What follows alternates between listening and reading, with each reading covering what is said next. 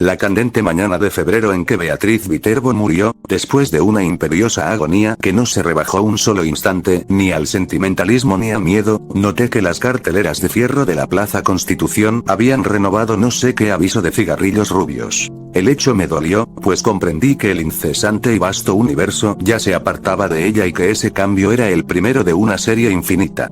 Cambiará el universo pero yo no, pensé con melancólica vanidad.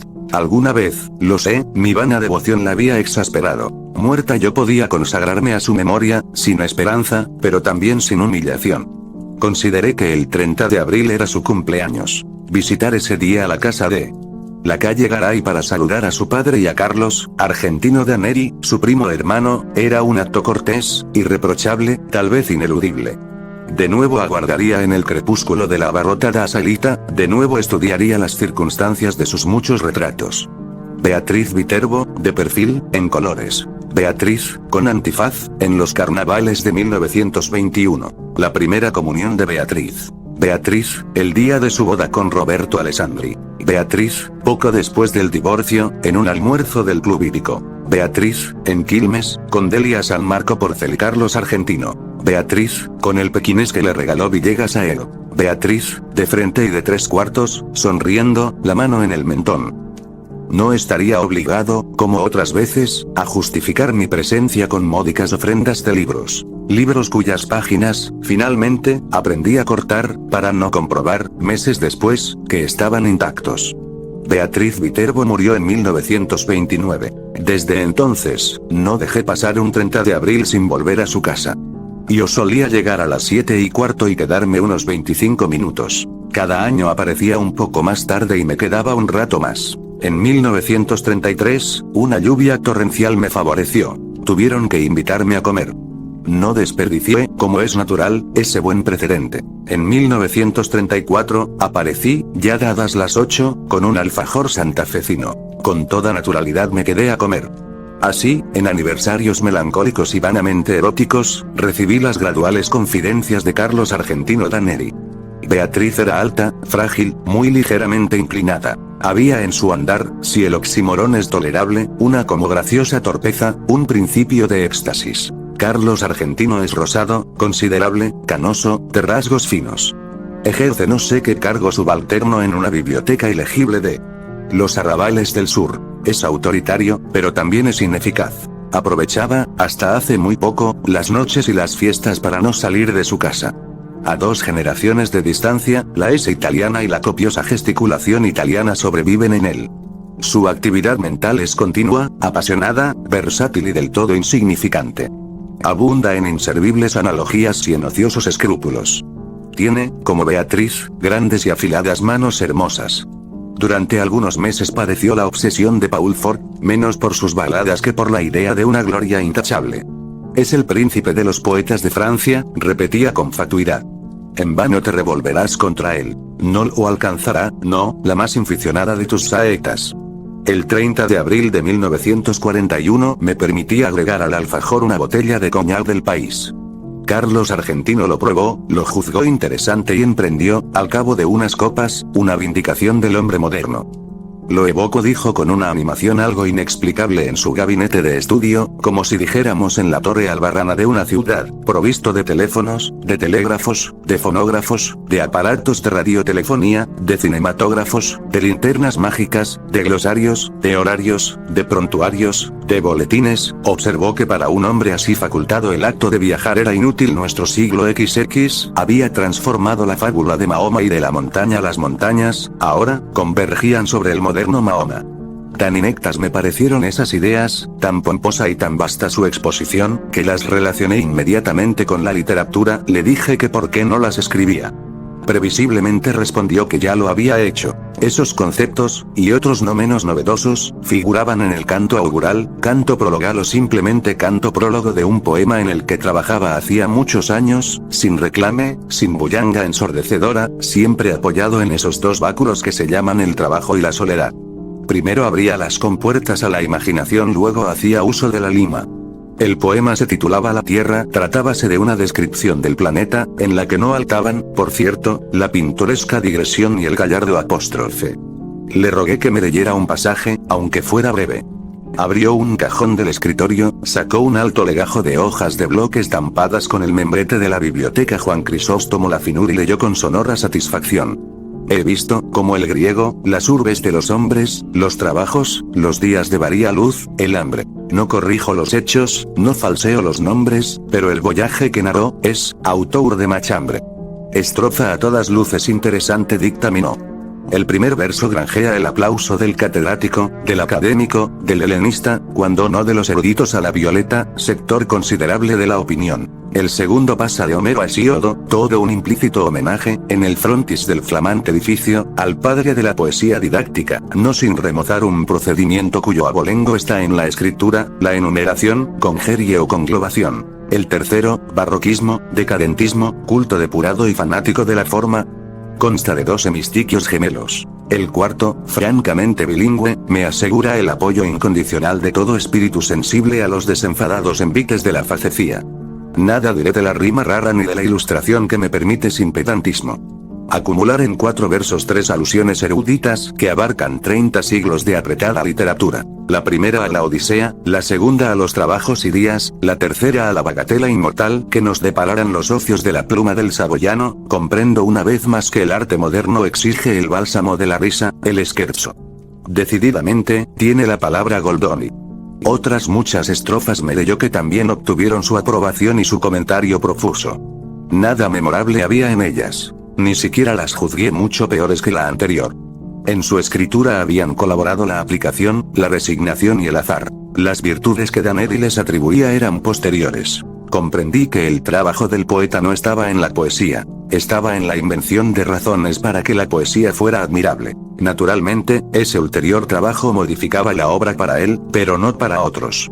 La dicción oral de Daneri era extravagante. Su torpeza métrica le vedó, salvo contadas veces, transmitir esa extravagancia al poema un recuerdo. Sin embargo, estas líneas de una sátira en que fustigó con rigor a los malos poetas. Aqueste da al poema belicosa armadura de erudición. Estotro le da pompas y galas. Ambos baten en vano las ridículas alas, olvidaron, cuitados, el factor hermosura. Solo el temor de crearse un ejército de enemigos implacables y poderosos lo disuadió, me dijo el de publicar sin miedo el poema. Una sola vez en mi vida he tenido ocasión de examinar los 15.000 dodecasílabos del Poliorbión, esa epopeya topográfica en la que Michael Drayton registró la fauna, la flora, la hidrografía, la orografía, la historia militar y monástica de Inglaterra. Estoy seguro de que ese producto considerable, pero limitado es menos tedioso que la vasta empresa congénere de Carlos Argentino. Este se proponía versificar toda la redondez del planeta. En 1941 ya había despachado unas hectáreas del estado de Queensland, más de 1 kilómetro del curso del O, un gasómetro al norte de Veracruz, las principales casas de comercio de la parroquia de la Concepción, la quinta de Mariana Cambaceres de Alvear en la calle 11 de septiembre, en Belgrano, y un establecimiento de baños turcos no lejos del acreditado acuario de Brighton. Me leyó ciertos laboriosos pasajes de la zona australiana de su poema. Esos largos e informes alejandrinos carecían de la relativa agitación del prefacio. Copio una estrofa. Sepan. A man derecha del poste rutinario, viniendo, claro está, desde el nor-noroeste, se aburre una osamenta, color blanquiceleste que da al corral de ovejas catadura de osario. 2 audacias gritó con exultación rescatadas, te oigo mascullar, por el éxito. Lo admito, lo admito. Una, el epíteto rutinario, que certeramente denuncia, en passant, el inevitable tedio inherente a las faenas pastoriles y agrícolas, tedio que ni las geórgicas ni nuestro ya laureado don Segundo se atrevieron jamás a denunciar así, al rojo vivo.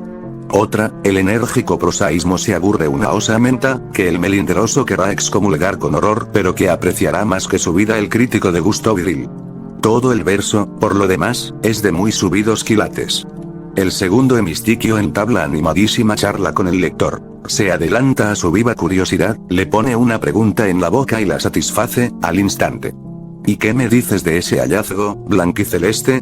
El pintoresco neologismo sugiere el cielo, que es un factor importantísimo del paisaje australiano. Sin esa evocación resultarían demasiado sombrías las tintas del boceto y el lector se vería compelido a cerrar el volumen, herida en lo más íntimo el alma de incurable y negra melancolía. Hacia la medianoche me despedí. 2 domingos después, Daneri me llamó por teléfono, entiendo que por primera vez en la vida. Me propuso que nos reuniéramos a las 4, para tomar juntos la leche, en el contiguo salón bar que el progresismo de Zunino y de Zungri, los propietarios de mi casa, recordarás, inaugura en la esquina. Confitería que te importará conocer. Acepté, con más resignación que entusiasmo. Nos fue difícil encontrar mesa. El salón bar, inexorablemente moderno, era apenas un poco menos atroz que mis previsiones. En las mesas vecinas, el excitado público mencionaba las sumas invertidas, sin regatear por Zunino y por Zungri. Carlos Argentino fingió asombrarse de no sé qué primores de la instalación de la luz, que, sin duda, ya conocía, y me dijo con cierta severidad: mal de tu grado habrás de reconocer que este local se parangona con los más encopetados de Flores. Me releyó, después, 4 o 5 páginas del poema. Las había corregido según un depravado principio de ostentación verbal. Donde antes escribió azulado, ahora abundaba en azulino, azulenco y hasta azulillo. La palabra lechoso no era bastante fea para él. En la impetuosa descripción de un lavadero de lanas, prefería lactario, lacticinoso, lactescente, lechal. Denostó con amargura a los críticos. Luego, más benigno, los equiparó a esas personas, que no disponen de metales preciosos, ni tampoco de prensas de vapor, laminadores y ácidos sulfúricos para la acuñación de tesoros, pero que pueden indicar a los otros el sitio de un tesoro. Acto continuo censuró la prologomanía, de la que ya hizo mofa, en la donosa prefación del Quijote, el príncipe de los ingenios. Admitió, sin embargo, que en la portada de la nueva obra convenía el prólogo vistoso, el espaldarazo firmado por el plumífero de garra, de fuste. Agregó que pensaba publicar los cantos iniciales de su poema. Comprendí, entonces, la singular invitación telefónica. El hombre iba a pedirme que prologara su pedantesco fárago. Mi temor resultó infundado. Carlos Argentino observó, con admiración rencorosa, que no creía errar el epíteto al calificar de sólido el prestigio logrado en todos los círculos por Álvaro Melián Lafinur, hombre de letras, que, si yo me empeñaba, prologaría con embeleso el poema. Para evitar el más imperdonable de los fracasos, yo tenía que hacerme portavoz de los méritos inconcursos, la perfección formal y el rigor científico, porque ese dilatado jardín de tropos, de figuras, de galanuras, no tolera un solo detalle que no confirme la severa verdad. Agregó que Beatriz siempre se había distraído con Álvaro. Asentí, profusamente asentí.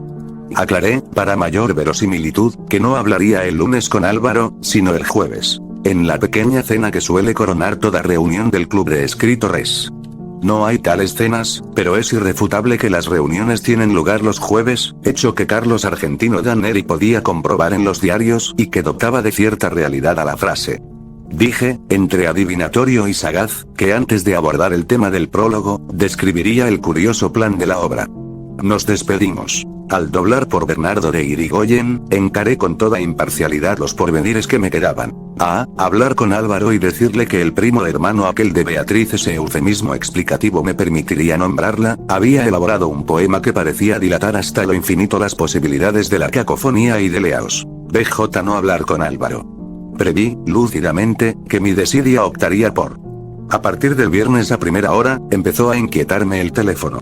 Me indignaba que ese instrumento, que algún día produjo la irrecuperable voz de Beatriz, pudiera relajarse a receptáculo de las inútiles y quizá coléricas quejas de ese engañado Carlos Argentino Daneri.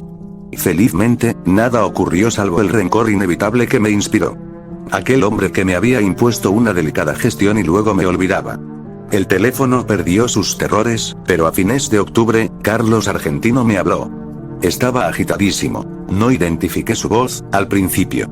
Con tristeza y con ira balbuceó que esos ya ilimitados Zunino y Zungri, so pretexto de ampliar su desaforada confitería, iban a demoler su casa.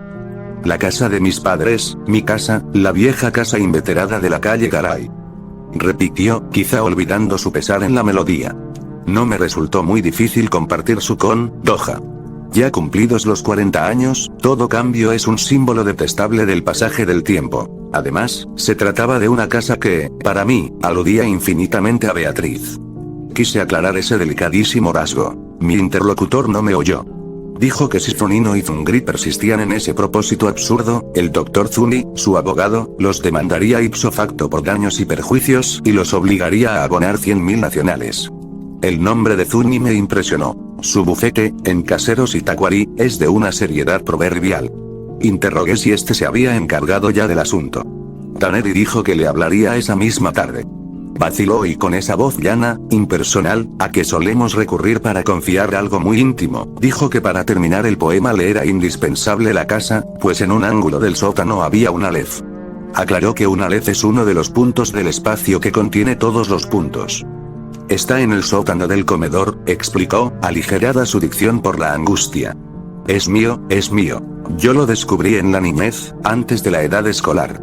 La escalera del sótano es empinada, mis tíos me tenían prohibido el descenso, pero alguien dijo que había un mundo en el sótano. Se refería, lo supe después, a un baúl, pero yo entendí que había un mundo. Bajé secretamente, rodé por la escalera vedada, caí. Al abrir los ojos, vi el Aleph. ¿El Aleph? Repetí. Sí, el lugar donde están, sin confundirse, todos los lugares del orbe, vistos desde todos los ángulos. A nadie revelé mi descubrimiento, pero volví. El niño no podía comprender que le fuera deparado ese privilegio para que el hombre burilara el poema. No me despojarán Zunino y Zungri, no y 1000 veces no. Código en mano, el Dr. Zuni probará que es inajenable mi Aleph. Traté de razonar. Pero, ¿no es muy oscuro el sótano? La verdad no penetra en un entendimiento rebelde.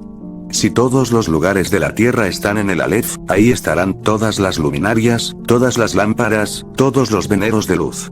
Iré a verlo inmediatamente. Corté, antes de que pudiera emitir una prohibición. Basta el conocimiento de un hecho para percibir en el acto una serie de rasgos confirmatorios, antes insospechados. Me asombró no haber comprendido hasta ese momento que Carlos Argentino era un loco. Todos esos Viterbo, por lo demás, Beatriz, yo mismo suelo repetirlo, era una mujer, una niña de una clarividencia casi implacable, pero había en ella negligencias, distracciones, desdenes, verdaderas crueldades, que tal vez reclamaban una explicación patológica. La locura de Carlos Argentino me colmó de maligna felicidad. Íntimamente, siempre nos habíamos detestado. En la calle Caray, la sirvienta me dijo que tuviera la bondad de esperar. El niño estaba, como siempre, en el sótano, revelando fotografías. Junto al jarrón sin una flor, en el piano inútil, sonreía, más intemporal que anacrónico, el gran retrato de Beatriz, en torpes colores. No podía vernos nadie. En una desesperación de ternura me aproximé al retrato y le dije: Beatriz, Beatriz Elena Viterbo, Beatriz querida, Beatriz perdida para siempre, soy yo, soy Borges. Carlos entró poco después, habló con sequedad. Comprendí que no era capaz de otro pensamiento que de la perdición del Aleph. Una copita del pseudo coñac -0, ordenó, y te zampuzarás en el sótano.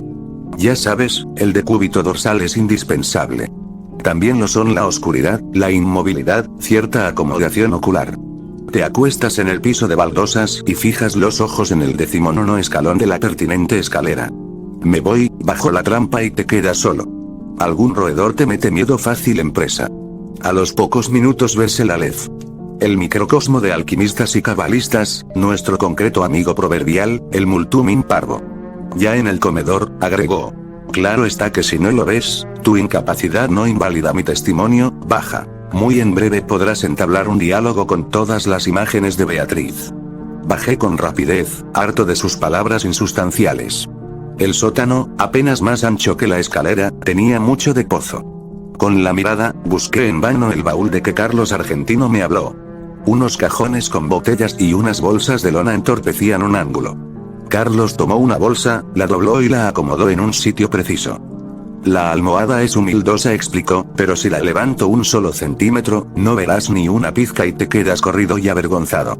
Repantiga en el suelo ese corpachón ni cuenta 19 escalones.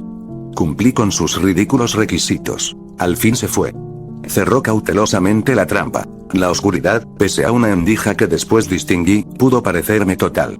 Súbitamente comprendí mi peligro. Me había dejado soterrar por un loco, luego de tomar un veneno. Las bravatas de Carlos transparentaban el íntimo terror de que yo no viera el prodigio. Carlos, para defender su delirio, para no saber que estaba loco, tenía que matarme. Sentí un confuso malestar, que traté de atribuir a la rigidez, y no a la operación de un narcótico. Cerré los ojos, los abrí. Entonces vi el Aleph. Arribo, ahora, al inefable centro de mi relato. Empieza, aquí, mi desesperación de escritor. Todo lenguaje es un alfabeto de símbolos cuyo ejercicio presupone un pasado que los interlocutores comparten. ¿Cómo transmitir a los otros el infinito Aleph, que mi temerosa memoria apenas abarca? Los místicos, en análogo trance, prodigan los emblemas. Para significar la divinidad, un persa habla de un pájaro que de algún modo es todos los pájaros. Alanus de Insulis, de una esfera cuyo centro está en todas partes y la circunferencia en ninguna. Ezequiel, de un ángel de 4 caras que a un tiempo se dirige al oriente y al occidente, al norte y al sur. No en vano rememoro esas inconcebibles analogías. Alguna relación tienen con el Aleph. Quizá los dioses no me negarían un hallazgo de una imagen equivalente, pero este informe quedaría contaminado de literatura, de falsedad. Por lo demás, el problema central es irresoluble. La enumeración, siquiera parcial, de un conjunto infinito. En ese instante gigantesco, he visto millones de actos deleitables o atroces. Ninguno me asombró como el hecho de que todos ocuparan el mismo punto, sin superposición y sin transparencia. Lo que vieron mis ojos fue simultáneo. Lo que transcribiré, sucesivo, porque el lenguaje lo es. Algo sin embargo, recogeré. En la parte inferior del escalón, hacia la derecha, vi una pequeña esfera tornasolada, de casi intolerable fulgor. Al principio la creí giratoria. Luego comprendí que ese movimiento era una ilusión producida por los vertiginosos espectáculos que encerraba. El diámetro de la Aleph sería de 2 o 3 centímetros, pero el espacio cósmico estaba ahí, sin disminución de tamaño. Cada cosa, la luna del espejo, digamos, era infinitas cosas, porque yo claramente la veía desde todos los puntos del universo.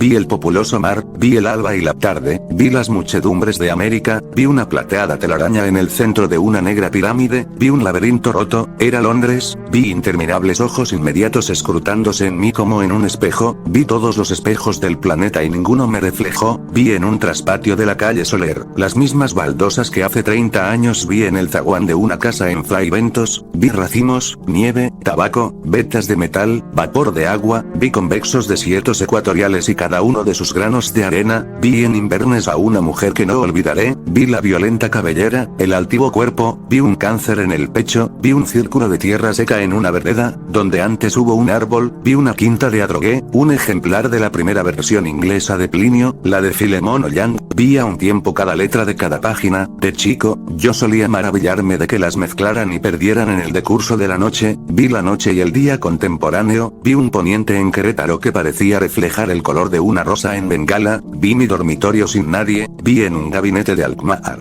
un globo terráqueo entre dos espejos que lo multiplican sin fin, vi caballos de crina remolinada, en una playa del mar Caspio en el alba, vi la delicada osatura de una mano, vi a los sobrevivientes de una batalla, enviando tarjetas postales, vi en un escaparate de Mirzapur una baraja española, vi las sombras oblicuas de unos helechos en el sueño de un invernáculo, vi tigres, émbolos, bisontes, marejadas y ejércitos, vi todas las hormigas que hay en la tierra, vi un astrolabio persa, vi en un cajón del escritorio, y la letra me hizo temblar, cartas obscenas, increíbles, precisas, que Beatriz había dirigido a Carlos Argentino, vi un adorado monumento en la Chacarita, vi la reliquia atroz de lo que deliciosamente había sido Beatriz Viterbo, vi la circulación de mi oscura sangre, vi el engranaje del amor y la modificación de la muerte, vi el Aleph, desde todos los puntos, vi en el Aleph la tierra y en la tierra otra vez el Aleph y en el Aleph la tierra, vi tu cara, y sentí vértigo y lloré, porque mis ojos habían visto ese objeto secreto y conjetural, cuyo nombre usurpan los hombres, pero que ningún hombre ha mirado. El inconcebible universo. Sentí infinita veneración, infinita lástima. Tarumba, habrás quedado de tanto curiosear donde no te llaman, dijo una voz aborrecida y jovial. Aunque te devanes los sesos, no me pagarás en un siglo esta revelación. ¡Qué observatorio formidable, Che Borges! Los zapatos de Carlos Argentino ocupaban el escalón más alto. En la brusca penumbra, acerté a levantarme y a balbucear. Formidable. Sí, formidable. La indiferencia de mi voz me extrañó. Ansioso, Carlos Argentino insistía. ¿Lo viste todo bien, en colores? En ese instante concebí mi venganza. Benévolo, manifiestamente apiadado, nervioso, evasivo, agradecí a Carlos Argentino Danner y la hospitalidad de su sótano y lo insté a aprovechar la demolición de la casa para alejarse de la perniciosa metrópoli, que a nadie créame, que a nadie. Perdona. Me negué, con suave energía, a discutir el Aleph. Lo abracé, al despedirme, y le repetí que el campo y la serenidad son dos grandes médicos. En la calle, en las escaleras de Constitución, en el subterráneo, me parecieron familiares todas las caras. Temí que no quedara una sola cosa capaz de sorprenderme, temí que no me abandonara jamás la impresión de volver. Felizmente, al cabo de unas noches de insomnio, me trabajó otra vez el olvido. Postdata del 1Q de marzo de 1943. A los 6 meses de la demolición del inmueble de la calle Caray, la editorial Procusto no se dejó arredrar por la longitud del considerable poema y lanzó al mercado una selección de trozos argentinos. Huelga repetir lo ocurrido. Carlos Argentino Daneri recibió el segundo Premio Nacional de Literatura. El primero fue otorgado al Dr. Aita. El tercero, al Dr. Mario Bonfanti. Increíblemente, mi obra Los naipes del Taur no logró un solo voto. Una vez más, triunfaron la incomprensión y la envidia. Hace ya mucho tiempo que no consigo ver a Daneri. Los diarios dicen que pronto nos dará otro volumen. Su afortunada pluma, no entorpecida ya por el Aleph, se ha consagrado a versificar los epítomes del Dr. Acevedo Díaz. 2 observaciones quiero agregar. Una, sobre la naturaleza del Aleph. Otra, sobre su nombre. Este, como es sabido, es el de la primera letra del alfabeto de la lengua sagrada. Su aplicación al disco de mi historia no parece casual. Para la cábala, esa letra significa el Ensop, la ilimitada. Recibí tu apenada congratulación, me escribió.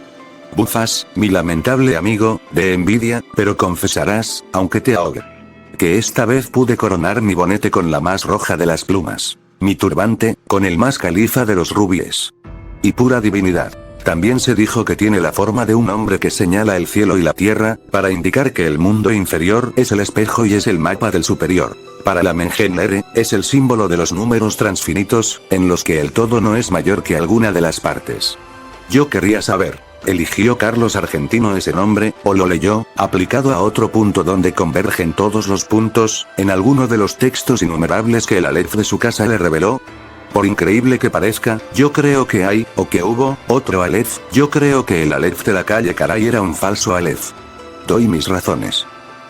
IA 186-7. El capitán Burton ejerció en el Brasil el cargo de cónsul británico. En julio de 1942 Pedro Enrique Zurknia descubrió en una biblioteca de Santos un manuscrito suyo que versaba sobre el espejo que atribuye el Oriente a Iskandar Zu al-Kamain, o Alejandro Bicorne de Macedonia.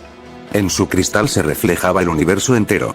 Burton menciona otros artificios congéneres, la séptuple copa de Kai Khosrou, el espejo que Tariq Ben Zeyad encontró en una torre, las 1001 noches, 272, el espejo que Luciano de Samosata pudo examinar en la luna, Historia verdadera, 1:26, la lanza especular que el primer libro del Satiricón de Capella atribuye a Júpiter, el espejo universal de Merlín redondo y hueco y semejante a un mundo de vidrio de Faerie Kene, Iri, 2:19, y añade estas curiosas palabras. Pero los anteriores, además del defecto de no existir, son meros instrumentos de óptica.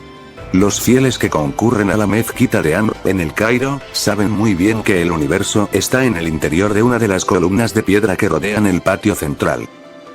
Nadie, claro está, puede verlo, pero quienes acercan el oído a la superficie, declaran percibir, al poco tiempo, su atareado rumor. La mezquita data del siglo VII. Las columnas proceden de otros templos de religiones anteislámicas, pues como ha escrito Ibn Khaldun, en las repúblicas fundadas por nómadas, es indispensable el concurso de forasteros para todo lo que sea albañilería. ¿Existe ese Aleph en lo íntimo de una piedra? Lo he visto cuando vi todas las cosas y lo he olvidado. Nuestra mente es porosa para el olvido. Yo mismo estoy falseando y perdiendo, bajo la trágica erosión de los años, los rasgos de Beatriz. A Estela Canto.